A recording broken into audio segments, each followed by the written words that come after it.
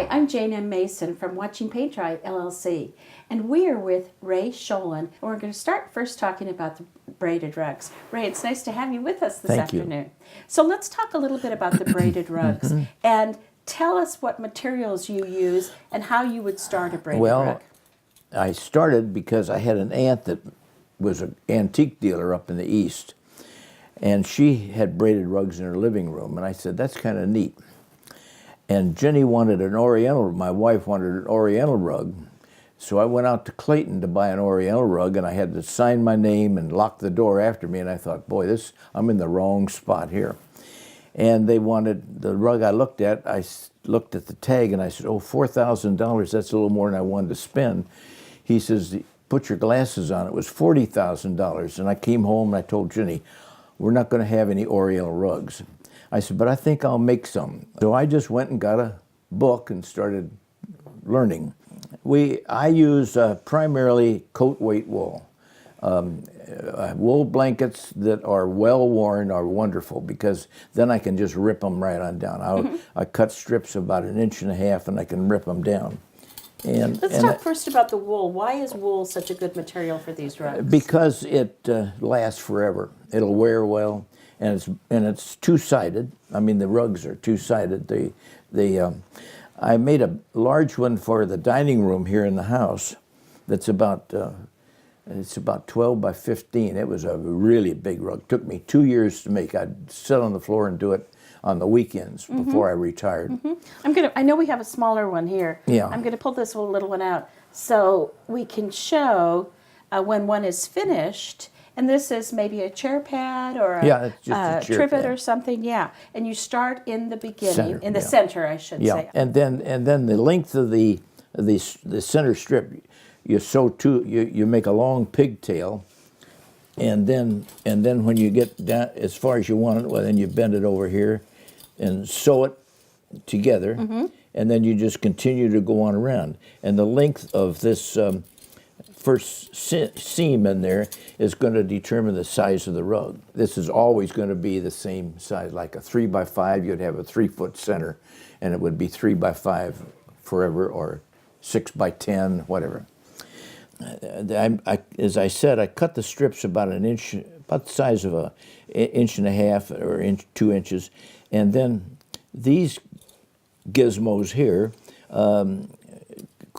cause the rug to twist. You don't have to. Early days they had to twist it with their fingers. This will twist it for you. So it turns the raw edges on itself. And you have. Then I have this in a stand that. Okay, let me just pretend I'm the stand. Okay, and then I can let these. I put these in rolls just to keep them from getting all tangled up. So that's, and then as it slips down, it folds. It tucks the roll in, and then you keep it to the right side, and this is your inside, so that when you always sew it up so that this smooth side is on the outside, as you see. As we can see. Yeah, this is nice and smooth out here. Yeah. So as you're sewing it together, then you take this band, starting at the center, of course, but this is a little easier to see out here because it's not so dark. So you take and you sew one of the loops against one of the loop in the next row. Every single loop has a stitch in it. I mean, a thread in it. Now I've got here. You can see it. Sure. Here. Oh, that's a good example. Sure.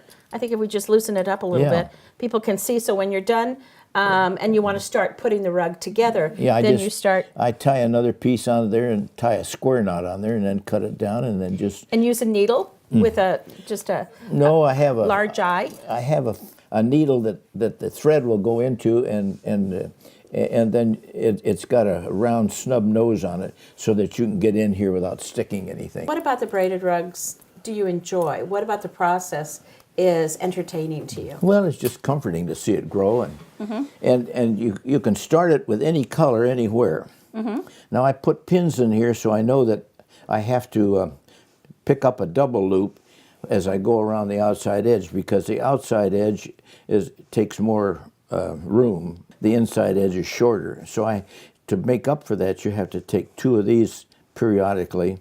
So I do it about 5 times around. So these pins show where I have to pick up an extra loop. And if it were, does that change then as the circle gets bigger? no, Well, no, okay. I just let it go. Okay. Now, to illustrate how, now I've changed, let's see, I've changed colors, and you think, Here's oh, one. Here's where you've changed yeah, the color, and I you'd think, oh man, this is going to look terrible. But when you get it all in there, it all blends together, and it's just amazing how it all. So is flows that up. part of the joy of Sure. just seeing how the Yeah. colors turn out? Yeah, it's like chairs. I cut my own wood. Well, let's talk about chairs. Yeah. All right, I cut my own wood. A friend of mine and I had a sawmill. So living out in the woods here, why I get tree trunks and I'd haul them down to Rolla, Missouri, where we had the sawmill hooked up.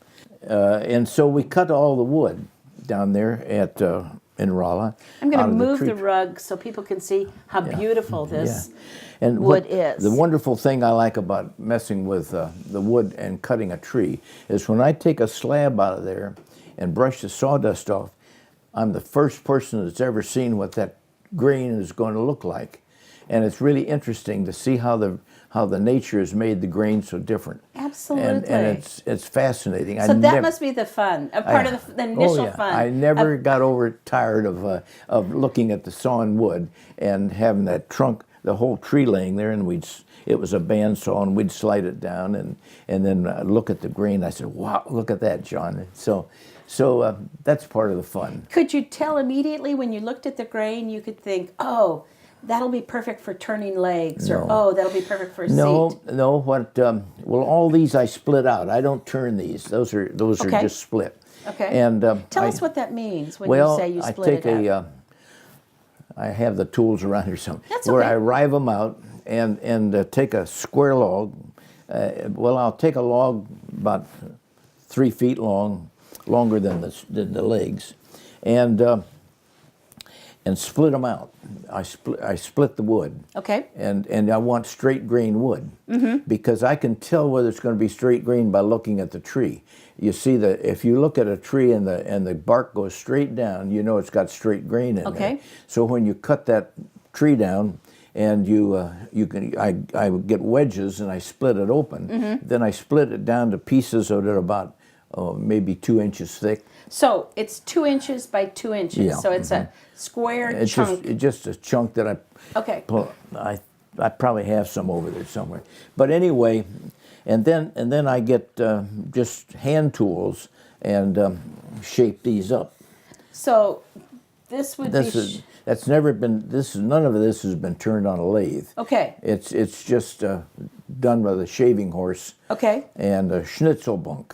It's an old style bench that you sit on and you push your feet down to pull the lid down on top of it, and then you can sit there and work on it.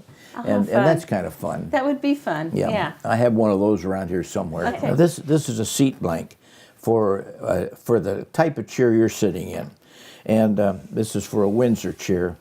And you put the feet in there. And I have a pattern for this. I have a pattern that I can lay out. This is made out of elm. And elm is a tough wood to work with because the grain is not straight. It just every which way. That's why they used to make hub wheels on wagons out of elm. And they won't break. Because the grain went every way, it was stronger? It's much stronger and won't break. Isn't that interesting? Yeah. And so oak is another one that's really hard. You have to work with it when it's still green. Otherwise, it's just too hard to work with. Okay. But so this is a seat blank that's ready to go. And tell us the size of the chunk of wood or the trunk that this was taken out of. It must have been pretty giant. No, there's a seam here. So when you say it's a seam, this was glued together. I've glued it together there. And it was 2 inches thick. And then you start working on it. Okay. Now, the reason... So you've used hand tools. I had one of the scrapers that I helped scrape out of there.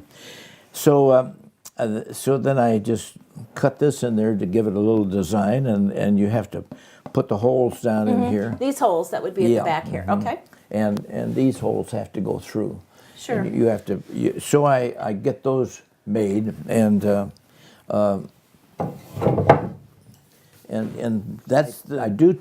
These legs are just shaved, smoke shave, and but if the chair you're on, those legs have been turned on the lathe. Okay. This is that a shaker style chair? This is a shaker style, and this is called making a chair out of a tree.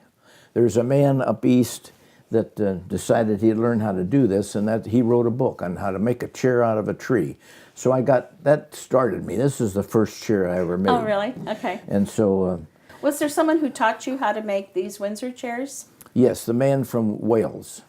He came to the country workshops in North Carolina and had the class, and he said that he told his friends up in England, I'm going to teach 12 people how to make a chair in a week.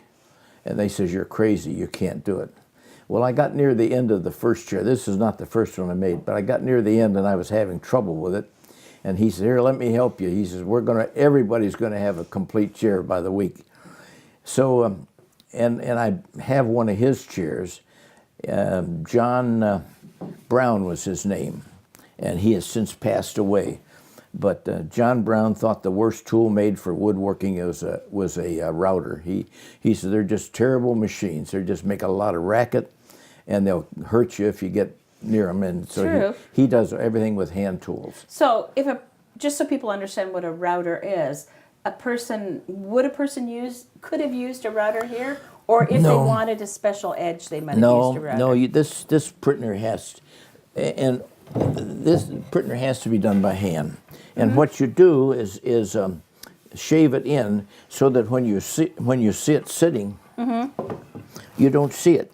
It looks I see. This thick, yeah. But you got this thickness in there to hold the legs in there, and this one does not have any cross legs, so you got to have enough. You got to have enough room up in here to thickness to really anchor the legs. Yeah, Now tell us. We can see the leg coming through, and this is flush. But we can see that there's also this dark line. Well, you cut a line. You cut a slit in there, and then these are wedges, and then you drive the wedges in with a hammer and glue them in there, and then that swells. Creates such a tight fit that they'll never come apart.